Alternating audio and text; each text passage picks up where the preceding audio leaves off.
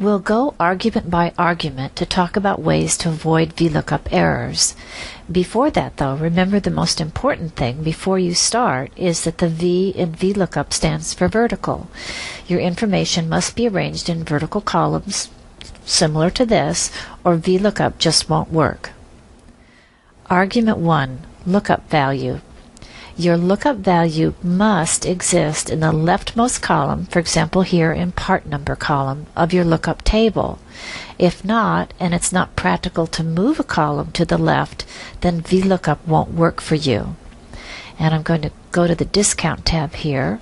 Also, remember that the physical location of the leftmost column doesn't matter, just so it's leftmost. For example, this column starts in column B, or it could be in K, just so long as you're looking at the left or first column in the list or table. And I'll go back to part price here, and another thing that can cause a problem is formatting discrepancies. Say, for example, that I type A-001 here, and keep your eye on the part price. As I press enter, I go from $68 to an error, and that's because Excel is looking for A001 without a dash. And here's another kind of formatting error. Say that I put an extra space here, and then I type in A003.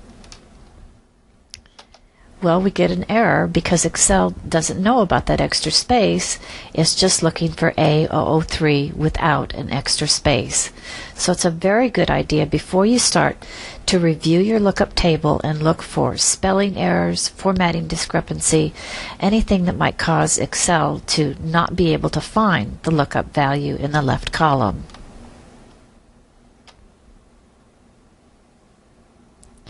Argument 2, table array.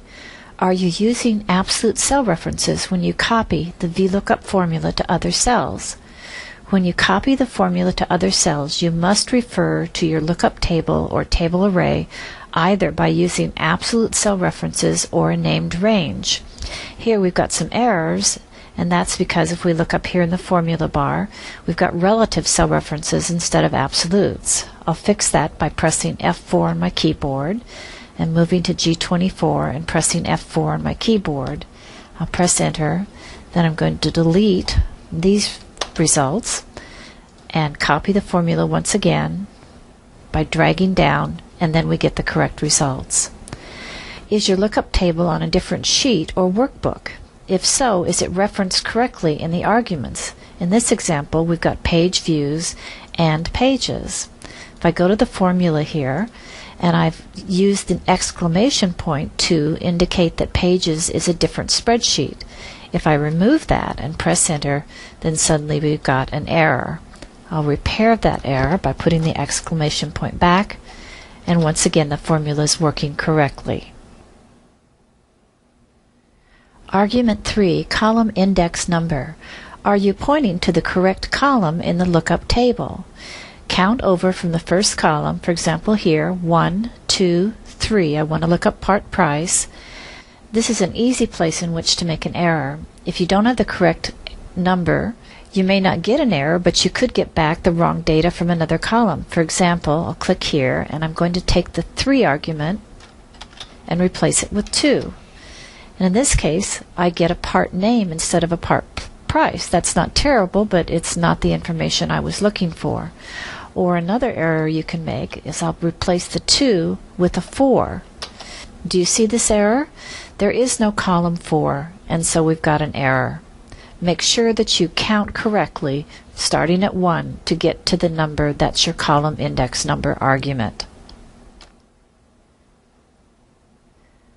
Argument 4, range lookup. Have you used true when the argument should be false, or vice versa? Remember, use false for an exact match. Use true to find the closest match or the approximate match to the lookup value. For example, I've used true here when I'm looking for an income tax rate for a list of salaries. Now if I change this from true to false, I get an error, and if I copy that formula down, I'll get an error all the way because there's just not an exact match here. Now I'll change that back to true, and copy the formula down once again, and we get the correct results.